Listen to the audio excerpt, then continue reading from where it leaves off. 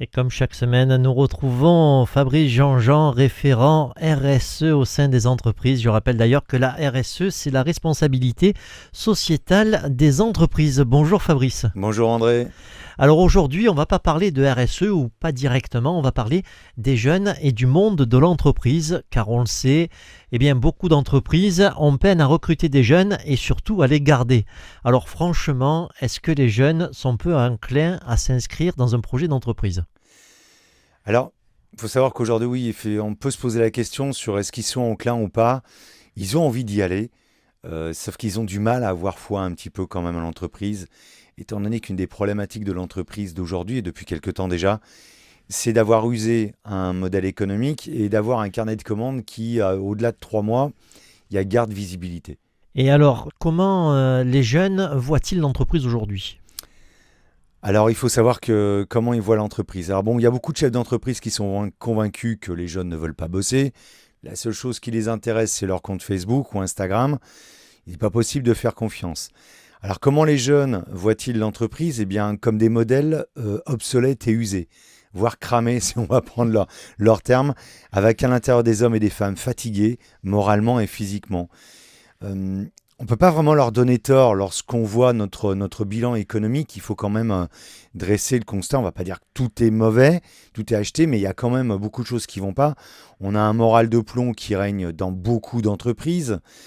Et non seulement nos entreprises peinent à être performantes, ce qui est certes dû au cas de la pression fiscale, qui est pour quelque chose, il ne faut pas le nier, mais il n'y a pas que ça. La relation humaine est devenue complètement absente. Et pour eux, la peine est triple. Voire quadruple, parce que si vous regardez bien, alors il y a l'histoire du permis à points, par exemple. Nous, on n'avait pas ça. Vous avez le logement et des entreprises qui sont sans perspective.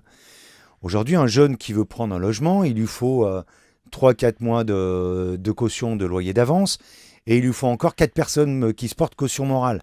Ça devient très rapidement compliqué. Alors quand vous arrivez une société qui plus est au sens large, qui n'a pas de projet défini, on colle juste des bouts de rustine et des crédits d'impôt par-ci par-là, il n'y a pas de projet. Donc comment voulez-vous, quand on les regarde comme ça, quand on dresse ce bilan-là, lorsqu'ils nous regardent, qu'en plus ils voient leurs parents soit au chômage, soit dans une entreprise dans laquelle ils ne s'épanouissent pas, c'est juste de l'alimentaire. Et encore, on ne peut pas les blâmer de ne pas vouloir s'inscrire dans un projet d'entreprise. C'est pas qu'ils ne veulent pas, c'est qu'ils ont du mal à le voir, quoi, tout simplement. Alors que faire et que leur proposer ? Déjà, avant de leur proposer quelque chose, moi je dirais il faut les écouter. Il faut accepter leur point de vue. Il faut accepter que ce ne sont pas uniquement des jeunes qui ont le nez rivé sur leur téléphone. Parce que s'ils ont le nez rivé que sur leur téléphone, leur tablette, c'est peut-être bien parce qu'ils n'ont peut-être pas envie de nous voir. C'est-à-dire que l'image qu'on leur renvoie, elle leur donne tout simplement pas envie. S'il y a un truc à leur proposer, c'est assieds-toi autour de la table, accepter qui nous porte en regard, qui va piquer forcément sur notre entreprise et notre rôle d'hommes et de femmes au sein de l'entreprise. Et ce qu'il faudrait leur proposer, c'est de dire, bon ben voilà, ok, qu'est-ce qu'on peut faire ensemble ? Il n'y a pas de recette miraculeuse, si ce n'est de dire, qu'est-ce qu'on peut faire ensemble ? En plus, c'est un cerveau neuf, c'est du sang neuf. Toutes les entreprises veulent du sang neuf. Le problème, c'est qu'ils ne veulent pas les écouter. Au vu de ce que vous dites, est-ce que le côté paternaliste du chef d'entreprise qu'on a pu connaître il y a quelques années, est-ce qu'il a encore sa place aujourd'hui ? Tout à fait. Il a véritablement sa place, il a véritablement son sens. L'accompagnement aujourd'hui ce que je disais tout à l'heure, c'est que la relation humaine a disparu. Alors que l'accompagnement, il a véritablement un sens. Et ce côté, qui plus est paternaliste, fonctionne encore. Alors, maternel ou paternel, peu importe, mais il a encore sa place, en effet. Il y a un chiffre, on va dire, un peu miraculeux, si on peut l'utiliser ainsi, c'est que lorsqu'on passe 6 heures par jour avec ses collaborateurs, collaboratrices, que ce soit un jeune ou pas, eh bien, il y a une implication beaucoup plus forte au sein de l'entreprise. Et ces jeunes ont besoin de ça, ils sont friands, justement. Il ne faut pas croire que, justement, ce sont des jeunes qui ne veulent pas écouter. Et en tant qu'expert, quels conseils donneriez-vous à un chef d'entreprise qui veut un petit peu rajeunir ses équipes et avoir du sang neuf ? Je vais revenir à ce sens de l'écoute et de l'échange et du partage. C'est-à-dire que le chef d'entreprise qui aujourd'hui vient nous dire de toute façon, tu peux me raconter ce que tu veux, ça ne veut pas bosser, c'est bizarre. Parce que c'est quand même une génération qui est majoritairement une génération d'entrepreneurs. Il faut prendre cette donnée en considération. Vous avez aujourd'hui 60% des jeunes, et ce chiffre est en augmentation, qui à 18-20 ans pensent à monter leur boîte. Et aujourd'hui, c'est très simple et très facile de monter une start-up. Donc, le conseil, c'est n'hésitez pas à embaucher des jeunes.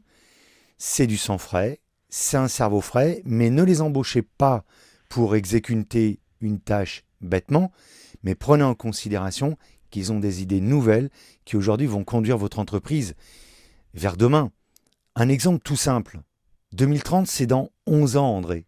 Vous vous rendez compte ? C'est rien du tout. Non, c'est vrai. À l'échelle humaine, c'est rien du tout. À l'échelle de l'univers, n'en parlons pas. En 2030, il y aura, au bas mot, selon les experts, il y a une bataille d'experts là-dessus, entre 30 et 60% des métiers Qui n'existe pas qui encore. n'existent pas encore. Vous voyez ça ? Ouais. La solution, elle vient forcément des jeunes.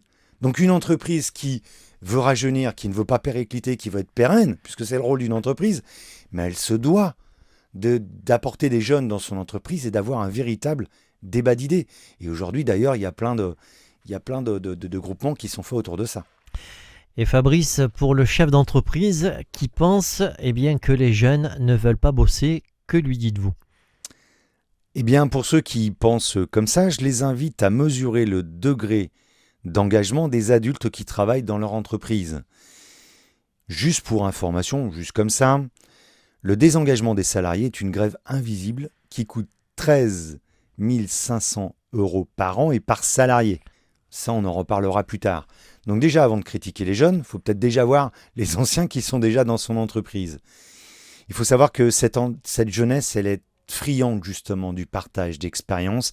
Elle est friande de connaître notre histoire. Et quand on lui met le pied à l'étrier, qu'on lui donne...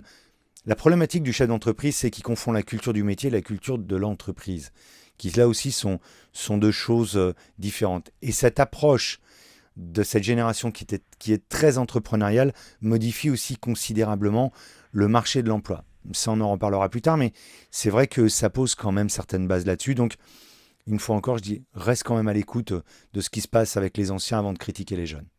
Et pour conclure ? Eh bien, conclure, je pense qu'il est très important de rappeler que nous n'héritons pas de la terre de nos parents, mais que nous l'empruntons à nos enfants.